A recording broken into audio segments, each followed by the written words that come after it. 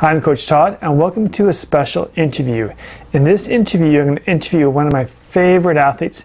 His name is Andy. He's training for Ironman Mont Tremblant, and today I gave him the day off, and I said, hey, can you come into the office so we can do a quick interview? And he said yes. So everybody, here's Andy. Hey Todd, thanks for having me in this interview. This is our second one doing it. I remember doing it last year, and we had a lot of fun, so I'm looking forward to doing this again. Thanks for having me. You are about to do your 15th Ironman. How does that feel? You know what, when you say 15 Ironman, it almost makes me feel tired and old, but at the same time, it's a pretty cool feeling because there's not many people that have done 15 Ironmans out there. So I feel pretty proud about it. This is number 15. What events have you done so far in 2018 in preparation of this Ironman? Well, in 2018, I've done two 10Ks. I did the Wildflower Squared as well, Wildflower Training Camp that you put on. Wildflower Squared is, what we do is a 5-day training camp, and then we do a half Ironman on Saturday, an Olympic distance race on Sunday, and that's a heck of a hard week. Followed by that, we did, I joined you for the No Limits Hawaii training camp. And at the end of that camp, we do the Hawaii 17.3. And again, that's another great camp. We also did Calgary 17.3 and another great race. And one more race coming up is Chaparral Olympic distance. So tell me, how did they go? I found that the 10Ks I did, they really were not that good. I mean, my fastest one was 41 minutes. My slowest one was 45. Calgary, we had like a really tough winter. We had lots of snow and lots of ice. And on both those days, the footing was horrible.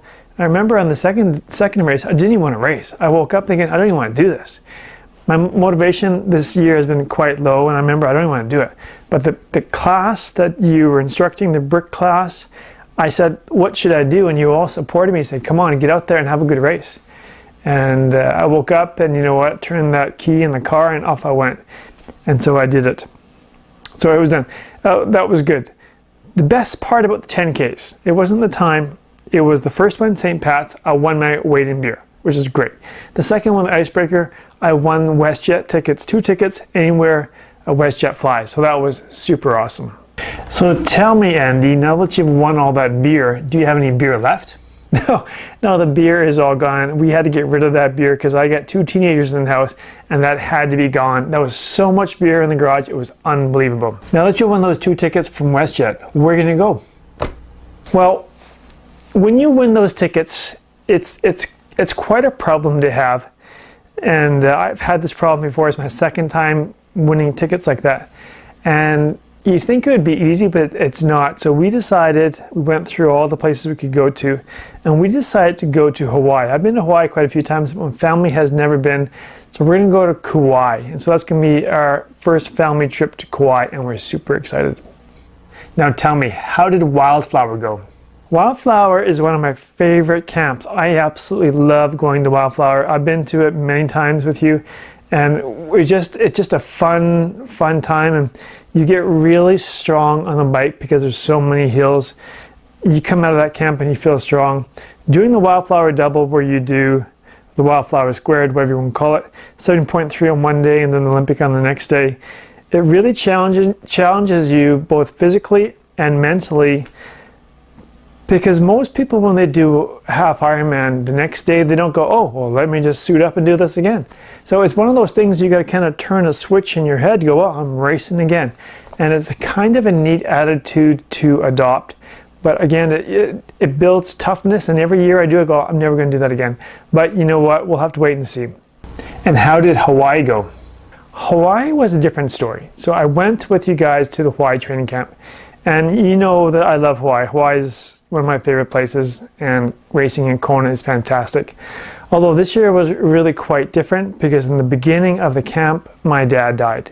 And that was really quite hard on me, and I know that I didn't take part in the camp as I usually do. So I didn't do all the rides, I didn't do all the swims or the runs. So, I mean, that's what it was. And when it came to the race, I decided earlier on in the camp to dedicate the race to my dad, and I didn't really put everything I had into the race. I wanted to experience the race on a different level. And usually when I start the swim, I'm usually one of the first few rows because I'm a fairly decent swimmer. But at this race, I put myself at the very back of the pack. I was the very last person to start the swim in my age group. And I was totally okay with that. You know, I didn't want to be competitive at all. I just wanted to have a really good day racing in Hawaii. I even raced naked, which means I didn't have my watch on, no bike computer, no heart rate monitor, nothing. So when I look back now, and I know you don't like this, but there's no data. So there's no power, there's no heart rate, there's nothing to look at on the race. So as far as the camp and the race goes, I'm glad I did it, but it was a tough one to get done. You know what, that camp was hard for me too, and it was hard for me to see you at that camp like that. But the cool part of that camp was how the campers all came together and supported each other. And in my opinion, I thought that was one of the best No Limits camps that we have ever done. Would you agree with that? You know what, I would agree too. I've been to a lot of your camps, and I hear you say lots of times at these camps that this is the best camp ever. I know sometimes you just say that, but in all honesty, I think that camp was one of the best camps ever. Truly, it really, really was. When you came back to Calgary, then what happened? When I came back to Calgary, it was interesting because then life takes over, right? So you have to get back into dealing with everything and just keep moving forward. But what I found is after about a month of being back in Calgary, I look back at my training plan, and I use Training Peaks to upload all my data, as you know, because you provide me the workouts that I look at. Anyways, I was looking at the workouts and I was missing most of them, and I didn't care. Like, I was missing throughout the week, I was missing everything, and really I didn't care. I was missing my swims, bikes, and runs. I would do the classes that I had to be at, right? Because I paid for that. So as you know, I hate wasting money, so I'd be at the classes, but everything else I wouldn't be at. And then I remember I said, you know what, we need to talk. There's a problem here. And so we sat down and I said, look, my motivation right now is in the toilet. And I know that I've had this Ironman coming up, but look where I am in the training, and I don't think I'm where I should be compared to previous years. Like, I always keep pretty detailed notes and all my data there, and I look back and I go, I'm not even close to where I should be. And so that we had our meeting. Do you remember what happened at that meeting?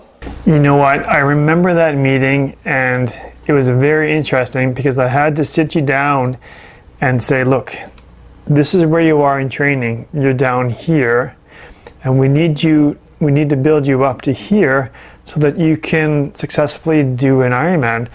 And I told you that, you know what, I'm going to create a plan for you, and if you can stick to it, then I believe that you can get through the Ironman. But if you don't stick to it, there's a very good chance that you will not be able to do this race. And you looked at me kind of with this blank stare, and I didn't quite know what that meant. Do you remember that? You know what? I remember thinking about what you were saying, and to be honest, I thought, I don't care, right? It doesn't matter if I do it, if I don't. But then I started thinking about what I've invested so far at this point, and I paid the race entry fee, which was, I don't know, $750, $800. And then I gave my word to Johan that I would split the house with him in Mont Tremblant. We rented a house.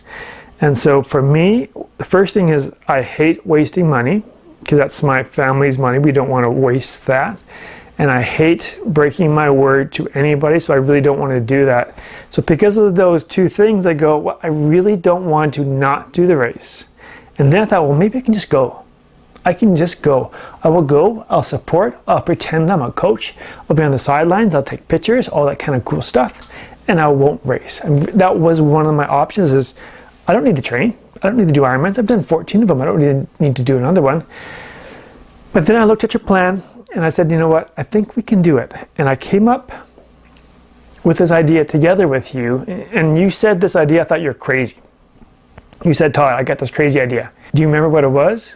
Yes, I remember what it was. The idea was this. I wanted to come up with something else that's going to make you accountable to training. Yes, you're accountable to me as your coach, but I also wanted you to become accountable to something else. And I know that you're having difficulties being accountable to yourself. So I thought, you know what, if we say, okay, you go on your YouTube channel and you talk to your followers and say, hey, you know what, I'm having trouble training, but what I want to do is I want your help and your support. What I'm going to do is I'm going to create a daily video. I'm going to tell you what I did or did not do in my training. And I thought that by having that external thing for you to do would help you train more for your Ironman. And I thought of that idea and I thought, you know what, as crazy as that may seem, I think it could work. For me, I don't really mind putting on videos on YouTube because I realize who cares, who watches it? Most people don't watch it. But the biggest draw for me for that was the accountability factor of if I don't create a video, if I don't get that workout in, I'm going to have to tell my 2 or 3 followers that, you know what, I didn't get it done. And as I started making the videos, each day I found that I had this extra push to get the training done. So I'm like, I got to get something done. So even days where I didn't have much time, I got something in and then I made this video. And then that helped me a ton. So I think it worked. One of the first tests we did for your training was a Calgary 70.3 Ironman. How did that race go? Yeah, Calgary 70.3 was definitely a stepping stone event en route to Ironman. I was following a plan pretty good, and I felt strong. And just going into the race, I remember saying to my family, I want you guys there. I want you guys there at the finish line and on the course. They don't usually come to my races because I usually race outside of Alberta, right? So they were actually the races in my community, which was fantastic. So I knew they could be there, and I wanted them there for support. And I remember the night before, my wife said, so where can we expect you and what time can we expect you? So I got out a marker, I got out this board, and I said, my swim is going to be this, T1 is this, and I printed off, I just wrote out where I thought I would be. And I figured I'm going to be finishing between 11:30 and 11:45. And the race went well. I was very happy with the whole thing. As far as execution goes, I think it was, I would say like almost a 90% success rate. And I was very happy with that. My target was between 4:30 and 4:45. I ended up coming in at 4:29, which was awesome. What else happened at Calgary 7.3? Did anything cool happen to you on that day, Andy? You know what was cool about that race is I podiumed. I came in second, which was great. Anytime you can podium in an Ironman race, it's a pretty special feeling. And also I qualified for the World Championships for 2019 in Nice, France. Now, because I didn't have anyone from No Limits going, like no one else was going and you weren't going, I decided not to go. And I actually turned down the spot, which was, you know, kind of sad, but it's okay. I went to the Worlds last year, so if pans out that I make it again for Nice earlier on in next year, then I'll go. But right now, because no one else is going, I don't want to go. You mentioned that you had a plan for Calgary 70.3. You wrote it out and you came pretty close to that. Do you have a plan for Ironman Mont Tremblant? Well, of course I do. You and I sat down and we created this plan together. Don't you remember? Yes, I remember. Of course I do. I knew you did. Now, this is the plan. Okay, so I'm going to swim. What I did is I take the race plan that you give out to all your athletes, and I took some time to write it all out, especially the time goals, because I want to know what the time is, and then I fill in the other blocks, so the mental pieces, the nutritional pieces, and things I need to bring. So all that just gets bigger and bigger as I get closer to the race. But for now, what I focused on was the times. What is my time going to be in the swim? And I want to go between, let's say, an hour in the swim. T1, I want to do 5 minutes. On the bike is a big question mark for me. And I think I can do between 5:20 and 5:25. T2 is going to be 3 minutes. And then the run's going to be between 3:30 and 3:35. So if I can hit those, like on the fast side of that, that will bring me in, and I think about 9:58. Then on the slow side, it'd be about 10:15. So I'm looking around that sort of a window to finish Mont Tremblant. And I think if I can do that, it'll be a good day. So I'm super excited to go back to Mont Tremblant. You see I have the Mont Tremblant shirt on. I did this race 5 years ago, and I'm really excited to go back. It's one of my favorite races that I've ever done, and I just love the support that they do. I love the support that they give out, and they do an amazing job. I know you're coming too to support us, so that's super awesome. Hey Andy, do you have any tips that you can give first-time athletes who are looking to do their first Ironman? Oh sure, Todd, that's easy. I think the first tip I want to give new athletes who are thinking about doing an Ironman is to get a coach. Having a coach is super awesome because you have someone showing you the pathway on what to do. If you have any questions, he's there to help you or she's there to help you. Join a group. Having that group together, it's a powerful thing. So having a coach in a group is a great thing. Second one is when you have your plan delivered to you, do your best to follow that plan, right? So if you miss workouts, and we all miss workouts, I miss workouts, like look, I missed a whole month of workouts. It's going to be okay. So don't beat yourself up. Yes, you want to try and get back on the horse, but if you miss them, don't beat yourself up. Get back onto the plan as quick as possible. Let your coach know you missed it, and then get back on.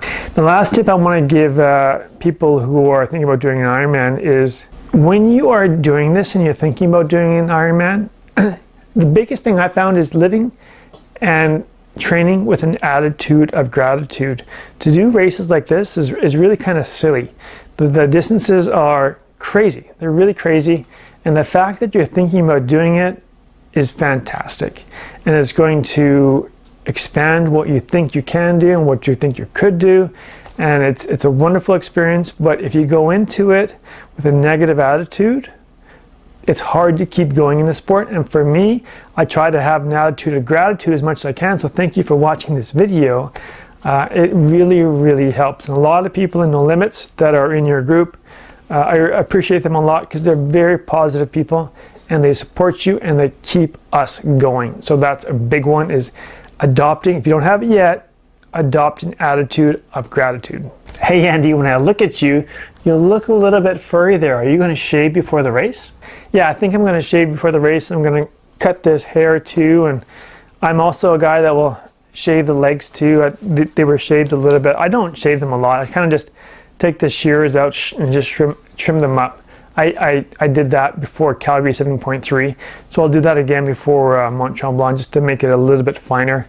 I will get the haircut and I will shave the face so that I'm a little bit more aerodynamic. Andy, what are your plans for after Mont Tremblant? What are your plans for 2019?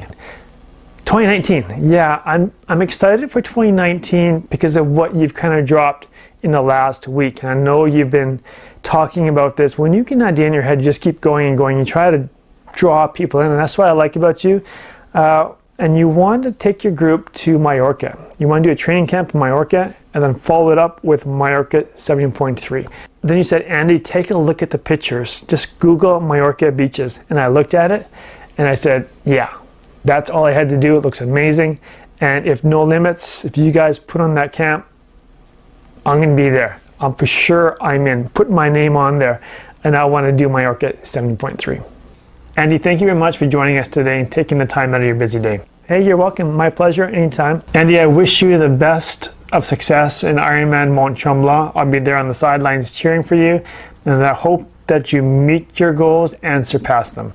Thank you very much, Coach Todd. You know, I appreciate all the hard work you've done and supporting me throughout this year. It's been a challenge, but I think together we've done a pretty good job. So thank you very much. Once again, I want to say thank you very much to Andy for coming in and taking the time to do this interview. I know you're tired, you're hot, you got a race coming up, etc., etc. So thank you again for coming in. I want to thank you guys for watching this video. We're looking really forward to Ironman Mont Tremblant, and I think it's going to be a blast. Once again, this is Coach Todd saying thank you very much and happy training. See you later.